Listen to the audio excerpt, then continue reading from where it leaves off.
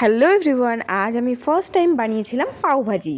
পাওভাজি বানানোর জন্য প্রথমেই আমি কড়াইতে একটুখানি তেল দিয়ে পেঁয়াজ আর টমেটোটাকে হালকা করে ভেজে নিয়েছিলাম। তারপরে আরেক দিকে আমি প্রেশার কুকারে আলু সেদ্ধ করে নিয়েছিলাম, আর কিছু গাজর আর মটরশুঁটি ছিল ঘরে উপলব্ধ, সেগুলোই আমি সেদ্ধ করে নিয়েছিলাম। পেঁয়াজ টমেটো অল্প ভাজা ভাজা হতে আদা রসুন গ্রেট করে রাখা দিয়ে দিলাম অল্প একটু।